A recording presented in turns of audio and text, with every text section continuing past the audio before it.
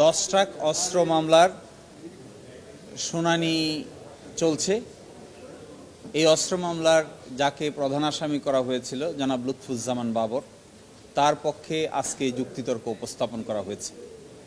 এই যুক্তিতর্কের প্রণিধানযোগ্য বিষয়গুলোর মধ্যে প্রথমটি হলো যে লুৎফুজ্জামান বাবর মূলত এই মামলার আসামি ছিলেন না। এই মামলার 28টি সাক্ষী হয়ে যাওয়ার পরে পুনরায় তদন্ত করার জন্য একটি নির্দেশনা দেওয়া হয়।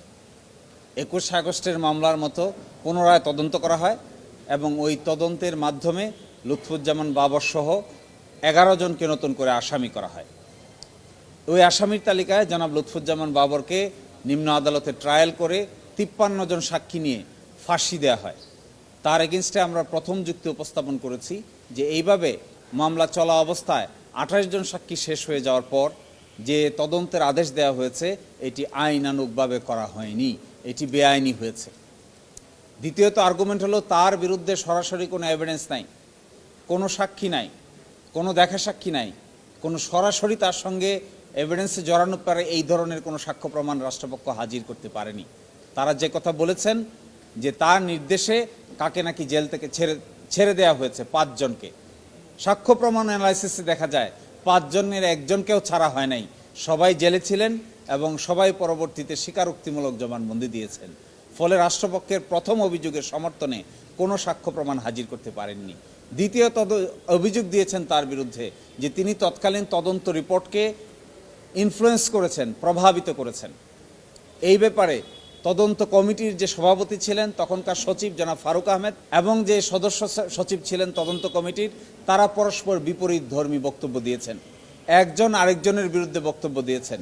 একজন বলেছেন যে তদন্ত তারা সঠিকভাবে করেছেন এবং আইন অনুভাবে তদন্ত সম্পন্ন করে সর্বসম্মতিক্রমে তদন্ত রিপোর্টে স্বাক্ষর করেছেন। আরেকজন এসে বলছেন সদস্য সচিব যে আমাকে তদন্ত রিপোর্ট দেখতে দেওয়া হয়নি, আমাকে তদন্ত রিপোর্টে স্বাক্ষর নেওয়া হয়নি, আমাকে তদন্ত রিপোর্ট না দেখিয়ে আমার স্বাক্ষর তদন্ত রিপোর্ট দেখা ছাড়াই নেওয়া হয়েছে।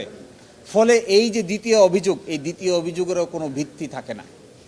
ফলশ্রুতিতে যা দাঁড়াচ্ছে, একজন কয়েকুশে কনফেশন করেছিলেন আব্দুর রহিম, তিনিও জনাব লুৎফুজ্জামান বাবরকে জড়িয়ে কোনো অভিযোগ উপস্থাপন করেননি। ফলশ্রুতিতে আমরা এই মামলায় আজকে যে যুক্তিতর্ক করেছি তার মূল বিষয় ছিল তার বিরুদ্ধে সরাসরি কোনো এভিডেন্স নাই এবং তাকে রাজনৈতিক উদ্দেশ্যে এই মামলার আসামি করা হয়েছে।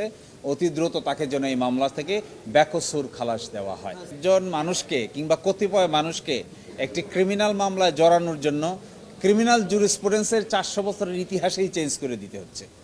তারা একজন ব্যক্তি সাক্ষী দিয়ে গেছেন, তার জেরা হয়ে গেছে, কয়েক বছর পরে তাকে আবার নতুন করে ডাকা হচ্ছে তার চিফ নেওয়ার জন্য। এটি ক্রিমিনাল জুরিসপ্রুডেন্সে এই ভারতীয় সাবকন্টিনেন্টে একটি এক্সাম্পলও কেউ দেখাতে পারবে না, যেখানে সাক্ষী জেরা জবানবন্দি হয়ে যাওয়ার পরে আবার নতুন করে তার জবানবন্দি দেওয়ার জন্য ডাকা হয়।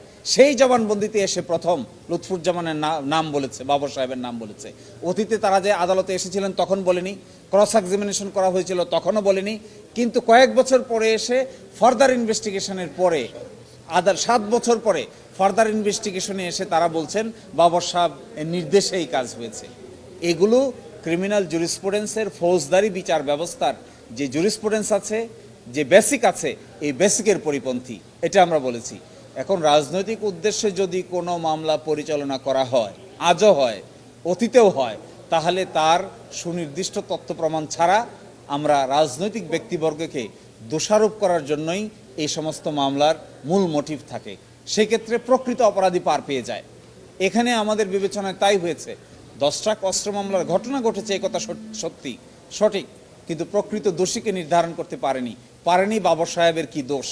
ফলে আমরা তার বেকসুর খালাস দাবি করেছি আদালতের সামনে। আমরা আশা করি এই রায় যখন হবে তখন জনাব লুৎফুজ্জামান বাবর এই মামলা থেকে বেকসুর খালাস পাবেন।